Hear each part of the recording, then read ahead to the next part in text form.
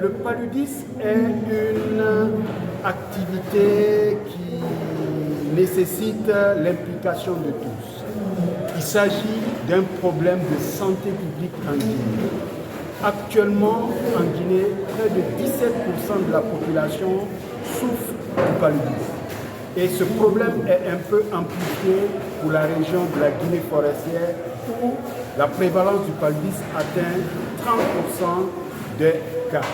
Donc, il a été utile pour le ministère de la Santé de faire de cette activité une priorité.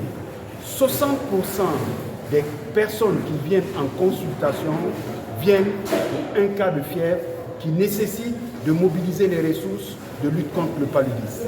Donc, de ce fait-là, il s'agit là de plus une question uniquement de la santé, mais il s'agit d'une question qui nécessite l'implication de tous les secteurs. Et le ministère de la Santé a jugé utile, pour cette célébration de la Journée mondiale, de faire un appel particulier au ministère de l'Éducation pour s'impliquer plus que d'habitude dans la lutte contre le paludisme. La prévalence du paludisme dans une enquête nationale menée en 2021 est de 17% pour toute la Guinée.